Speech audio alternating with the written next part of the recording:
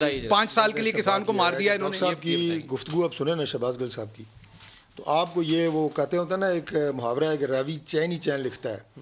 اس کا پاکستان میں کوئی مسئلہ نہیں ہے، کسان بھی خوش ہیں، مل والے بھی خوش ہیں، تاجر بھی خوش ہیں، عوام بھی خوش ہے. مجھے تو یہ سمجھ نہیں آ رہی کہ آپ کو مجھے مسئلہ کیا ہے، ہم کس بات پہ پریشان ہیں؟ اگر ان کے حالات بہتر ہے. آپ نے گھبرانا نہیں ہے. یہ قائد اعظم نے کہا تھا مسلمان گھبرایا نہیں کرتا. یہ میرے قائد کے الفاظ گھبرانا نہیں ہے.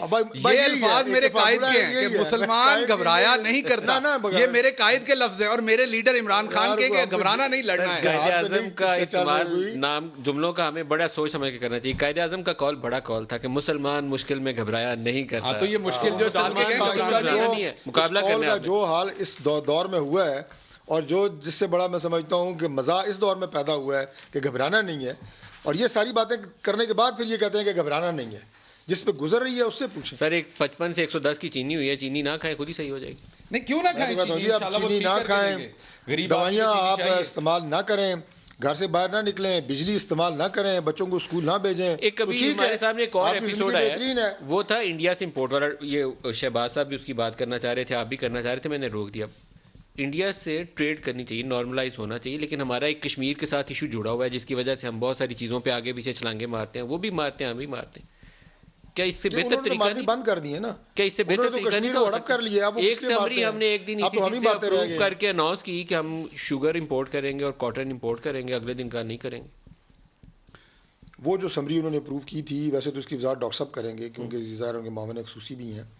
ہمیں یہ بتایا گیا کہ وہ وزیر اعظم نے بحیثیت وزیر تجارت وہ سمری اپروو کی تھی، منظوری دی تھی، اور جب انہوں نے کیپ پہنی وزیر اعظم کی ایز پرائم منسٹر، انہوں نے وہ سمری ریجیکٹ کر دی. تو صحیح کیا نہیں؟ تو یہ مطلب ایک بڑی سمپل سی وضاحت تھی. میں اس کا جواب میری سمجھ میں تو نہیں آئی.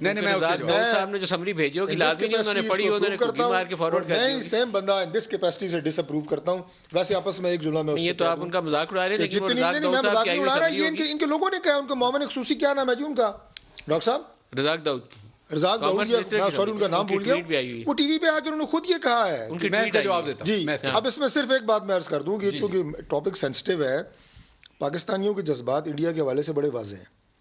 میں کوئی پولیٹیکل بات نہیں کروں گا. خاص طور پہ کشمیر کے حوالے سے خود اسی گورنمنٹ نے یہ کہا تھا کہ جب تک کشمیر اپنے واپس اس سٹیٹس پہ نہیں جاتا جو اس کے حقوق غصب کیے ہیں انڈیا نے، اس وقت تک نہ کوئی بات چیت ہوگی، نہ ٹریڈ. تو سوال ہی پیدا نہیں ہوتا. یہ تو تیسرے چوتھے نمبر کی بات ہے. تو اس حوالے سے یہ شدید حیرت کی بات تھی، یہ شدید دکھ اور صدمے کی بات تھی پوری قوم کے لیے.